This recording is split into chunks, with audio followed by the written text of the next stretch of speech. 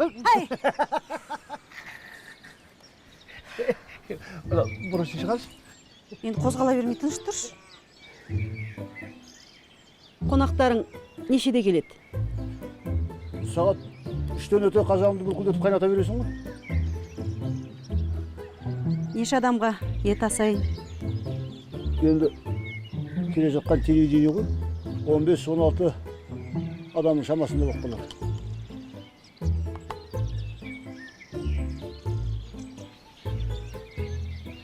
Болды. Oldu mu? Қарашы. Қара, айналыңдаршы.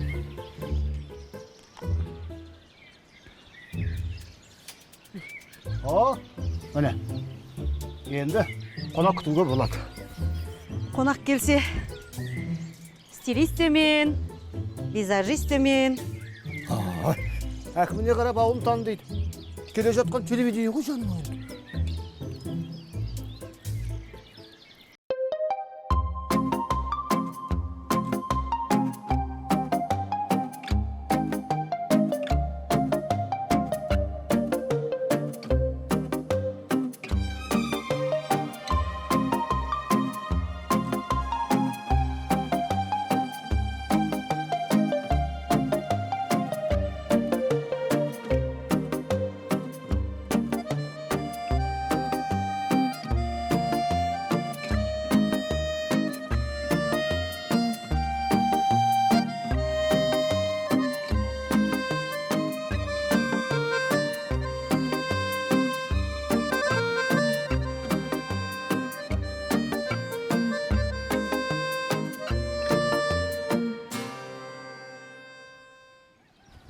Намыны сұхбат беруге дайынбыз.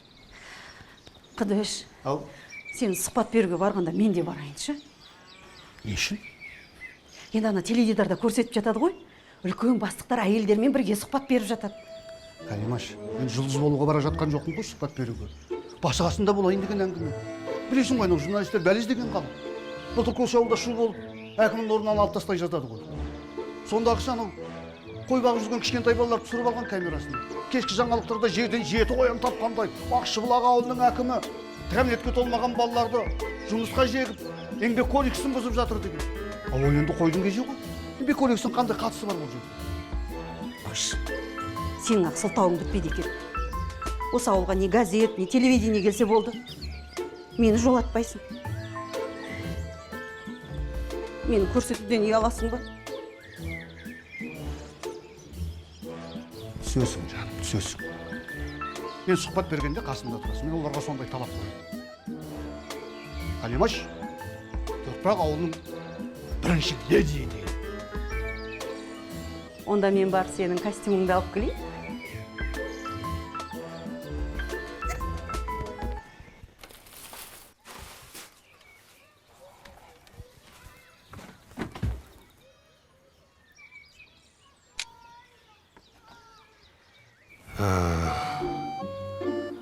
Шақыру билеті.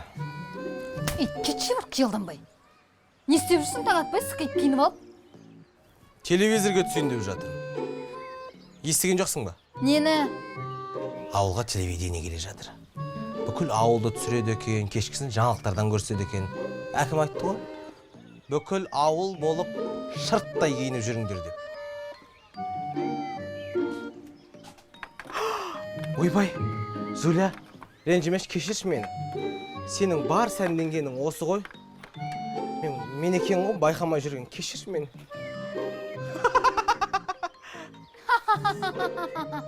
Несі күлкілі? Жүреген сол әкім айтты екен деп. Таң атпай кешкі көйлек киіп алып.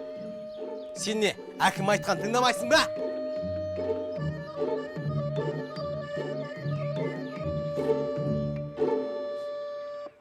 Байқа. Мына түріңмен камераға түсіп қап, бүкіл ауылдың абыройын шашып жүрме.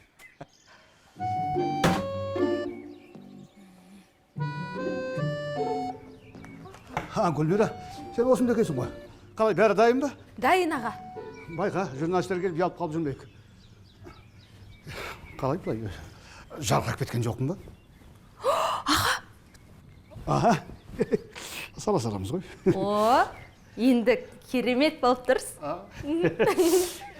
Осы дүниеде киініп алып күткеннен жек көретінім жоқ. Иә, ананы апар. Мынаны не қой.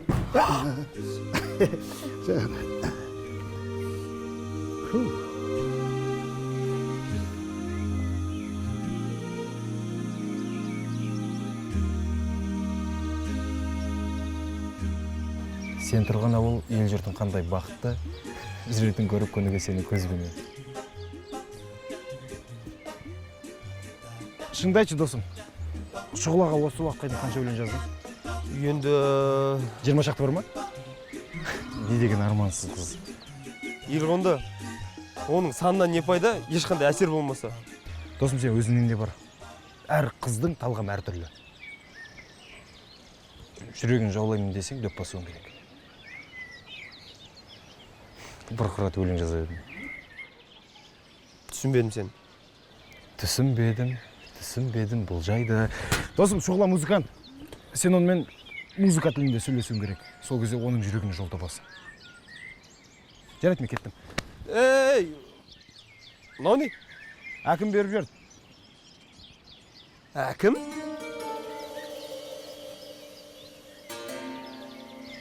Чайшылық бұл кісінікі? Еке қалайсың? Аман бақыт еке.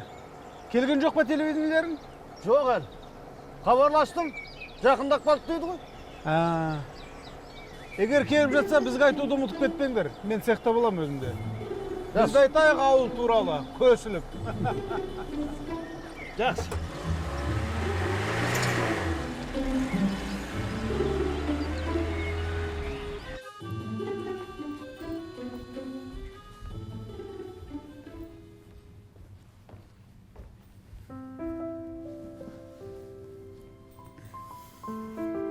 Сәлеметсіз бе?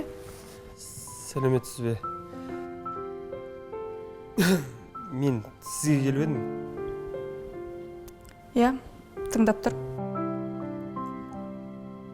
Не ғой шұғыла? Не ғой?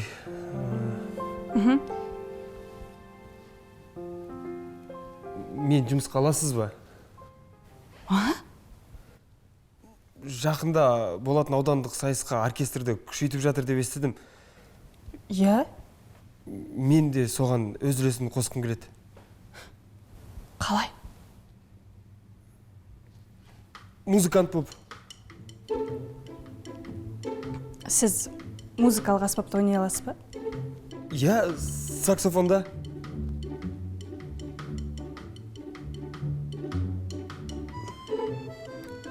Шұғыла, түсінемін. Маған бір мүмкіндік беріңізші. Мен де өнер адамы болғым келеді.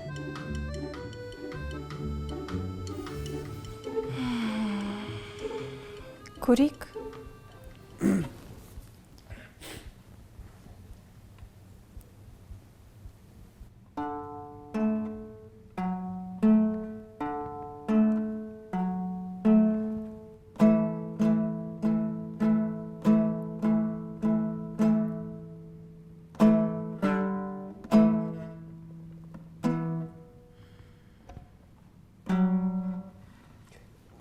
Саксофонда жақсы ойнаймын.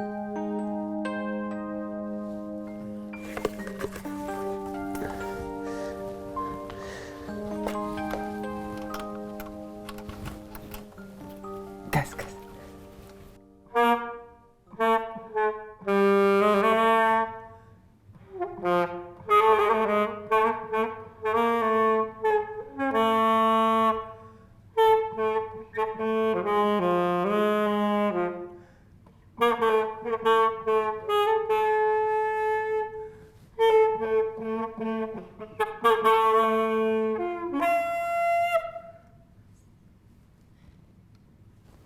Шамғобызды өйнеп берейін бе?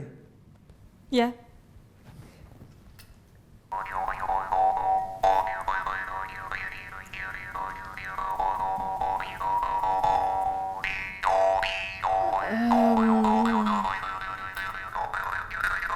Сәулебек. Біз ойланып көрейік.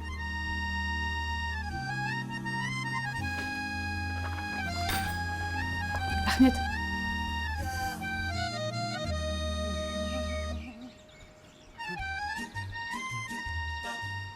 Ай, Шырақшы, қалың қалай? Жақсы әкім аға, өзіңіз қалайсыз? Жақсы. Тұрш. А? Тұрш. Әдемі жарасып тұр.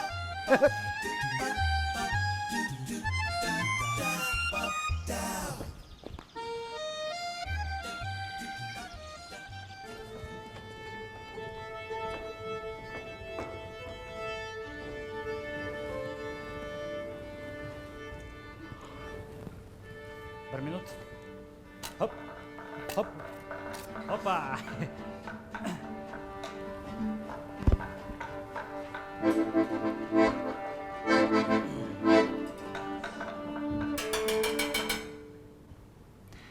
Бастайық. Бастайық. Иә.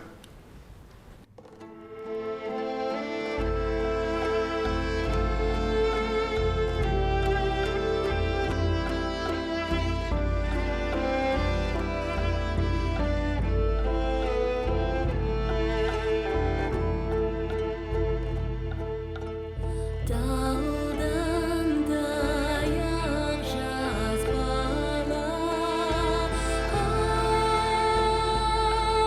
ay dayanmaydı bala bürküt tülküden, ayanmaydı ugayay, lenzaşa bir bala kuzedik boran bel kualay soğar konar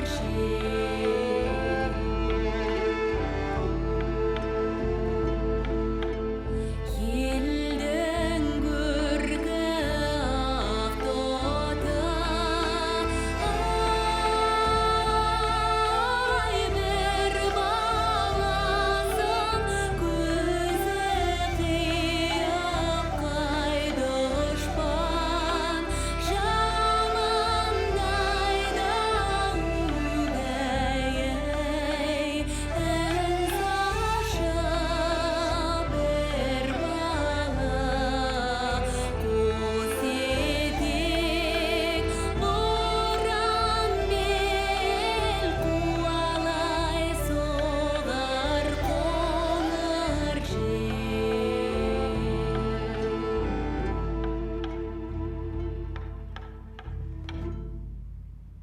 Керемет.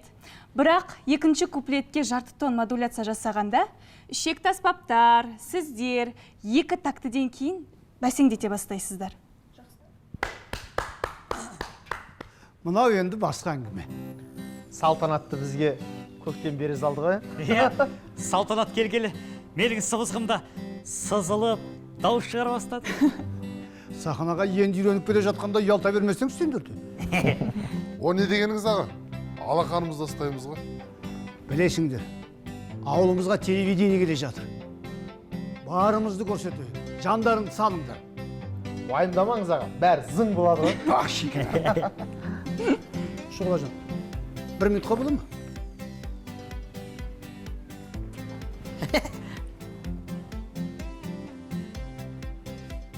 Шұғылажан, мынау мәдениет үйінің атынан өзің бір-екі ауыз сөз сөйлейсің. Ауылда жасалып жатқан игіліктер жайлы. Өзің бәрін көріп жүрсің ғой. Барын айтасың ғой жалпы. Аспаптар бәрі дұрыс па, ұялып қалып жүрмейік. Иә, бәрі дұрыс. Ағай, сізге өтінішім бар. Айта ғой. Сәулебек сыртта отыр ма? Иә, отырған жаңа жер шығып. Сол жұмысқа алыңызшы дейді. Қайда? Ансамбльге. Саксофонда ойнаймын дейді. Оның ондай бар ма? Иә, бірақ енді Түсіндім. Ерігіп жүрдеш. ансамбльге жарамайсыз деп айтуға ыңғайсыздан. Ойбай, оны мен ешінің қайстанасың? Енді талаптанып өтініш айтып келіп отыр. Сұлығы жоқ. Жақсы. Өзім айта салам. Бірақ ағай, көңіліне тегізбей жеткізесіз ғой. Жақсы. Sen de dayındala беріңдер. Сәуле. Бергіш. Кешірейін. Жұмыстарың қалай? Жақсы әкім аға. Көшенің басында свет не қылдыңдар? Жарқыратып қойдым. Фермадағыш. Оны да жөндеп қойдым. Батыр шалдың сарайын бітірдіңдер ме? Иә, оны да бітіріп тастадық. Ендеше былай. Сен анау шоланың басын қатыра берме. Сенен музыкан шықпайды дейді ғой. Слухың нөл дейді ғой. Дәл солай етті мане шықыла. Дәл солай. Бар, жұмысыңа.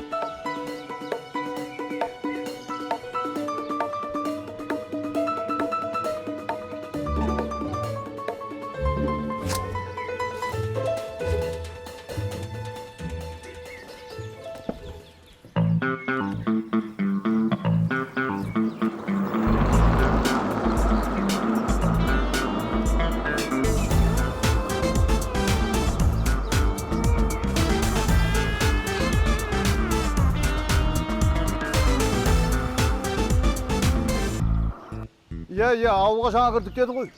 Осы жерден бір кесе шай ішіп бірден үйге барамыз. Етің дайындап түсіре бер. Өзің де былай киініп дайын отыр. Камерасын қосылап кеттік дегенде тыпырлап қалып жүрме. Жақсы. Келіңіз ғой. Ет дайын болып келе жатыр. Жақсы болды.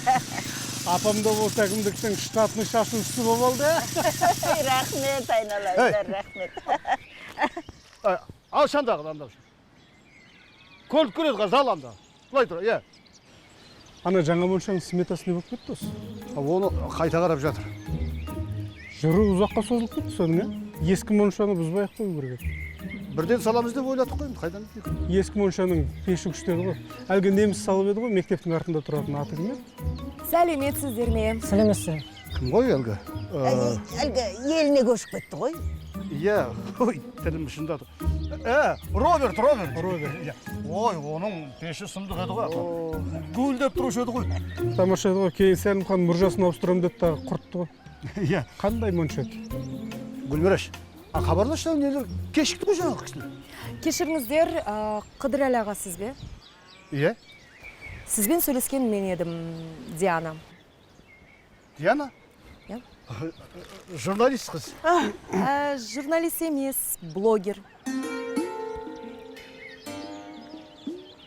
Блогер? Сендерден басқа ешкім жоқ па? Жоқ, блогты Арсен екеуі жүргіземіз.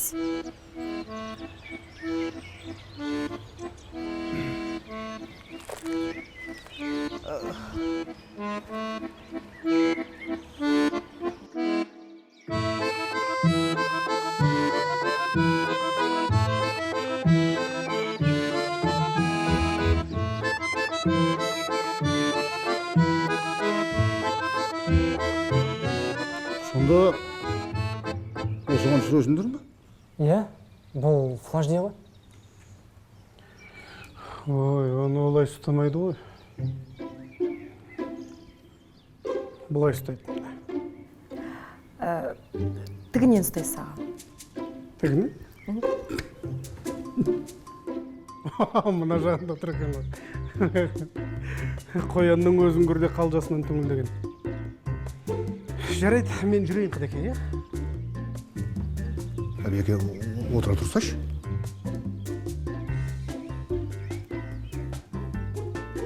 Сонымен журналист пен залдар, жоспарларымды айтып отырмын.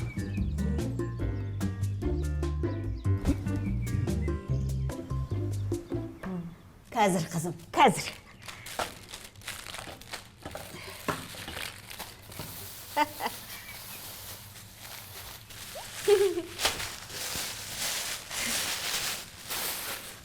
Ал, мен кеттім, өзің хабарласасың ғой.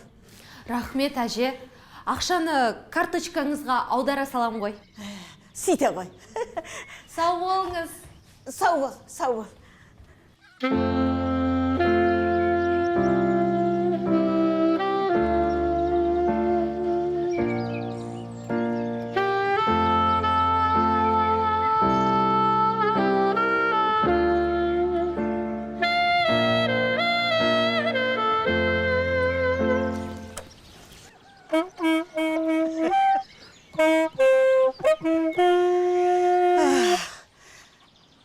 Дәулетай, жүр, шай ішеміз. Кәмпиттен.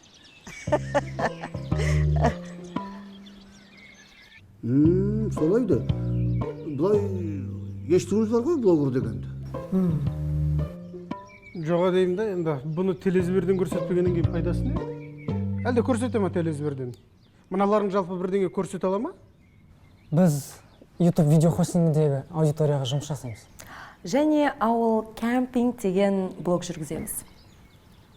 Ауыл кампинг? Ауыл кемпинг. Жарайды, Құдеке.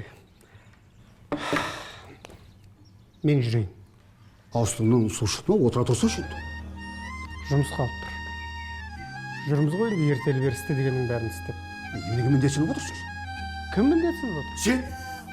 Жұмыс қалды деп тұрмын, жұмыс. Ағалар, біз жұмысымызды бастай берсек бола ма? Да, алдымен үйден барып дәмпе атайық. Қалған сосын. Сөйтейік.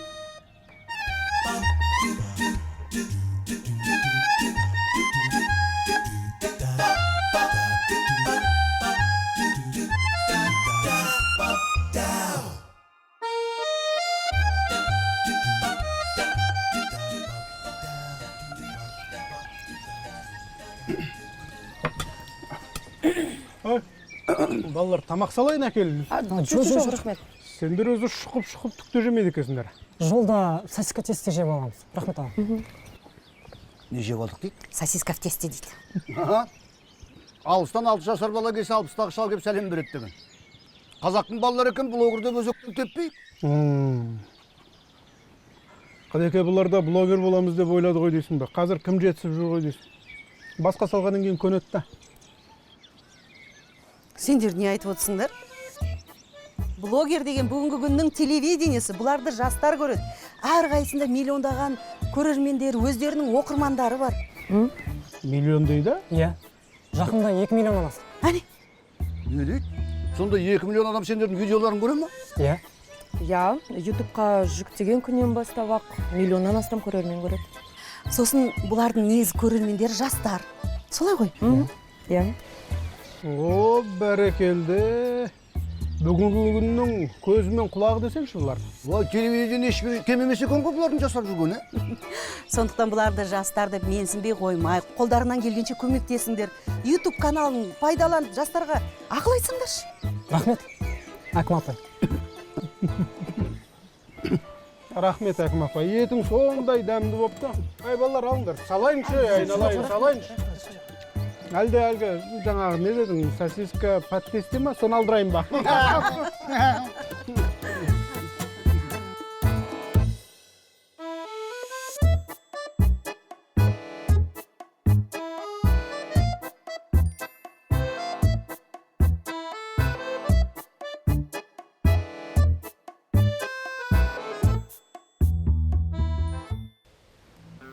Бастай берейін?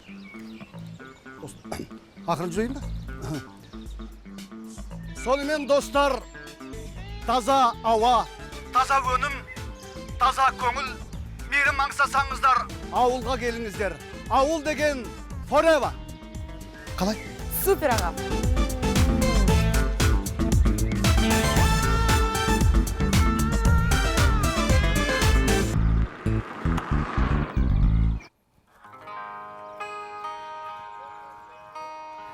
Журналистер кетті ме?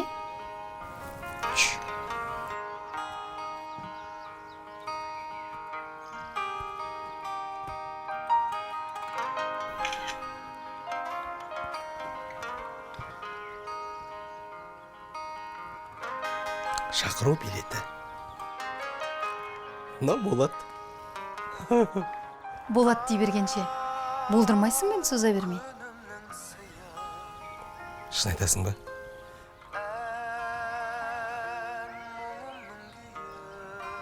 Иә.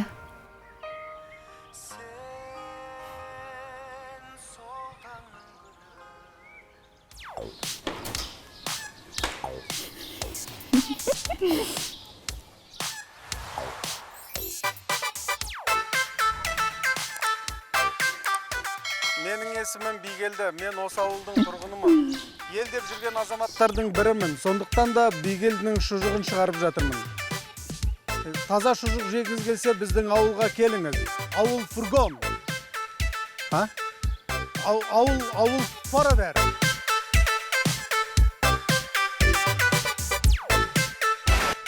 Ал мынау біздің Төртбұлақ ауылының мәдениет үйі. Біз осында жұмыс істейміз. Ал бұл дайындалатын жеріміз. Айтпақшы, жақында үлкен сайысқа барайын деп жатырмыз. Бәрі жақсы, дайындығымыз да керемет өтуде. Мен ауылды жақсы көрем. Ауыл мені жақсы көреді. Бұл дегеніміз не? Бұл дегеніміз махаббат. Игелдаға өз сөзімді айта берейінші. Ой, көрдік қой жаңа өз сөзіңмен айтқаныңды. Ұятай.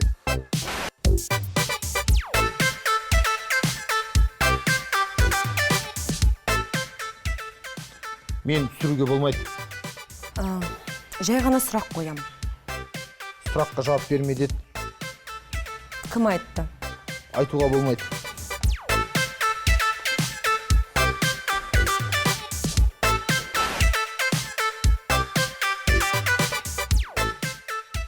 Біз өнер адамдары халыққа рухани азық береміз. Биылғы жылы жоспарда рухани азықты молынан берсек деп отырмыз. Кемінде 150%. Немене? Соңын өз ойымнан қостым аға. Айналайын, сен қоспай ақ қойшы. Сен айт дегенді айтып берші. Қосқанды сен. Мен бара берейші. Мен өзімді өнерсіз елестете алмаймын. Дүниеге шыр етіп келгенде білгем өнер адам екенімді. Оға сан. Аға, басқа сұрақ қоймайды деп едіңіз ғой? Блогерлерде болады. Тілің бар ғой, өте берсейші.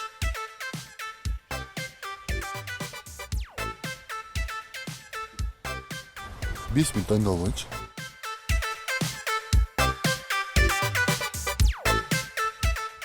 Ой бар, ой жоқ. Қазіргі технологияның жылдам дамыған заманында біз бір орнымызда тұрып қалмай, лесіп отыруымыз керек. Заманауи жаңалықтарды жылдам қабылдайтын ол жастар. Сондықтан жастардың тың бастамаларын біз әрдайым қолдауымыз керек. Ауыл кемпинг forever. Ойбай, Қалима, сен күшті сөйлейсің ғой. Енді ауылдың бірінші леди деген атқа лайық болуым керек қой. Жаным.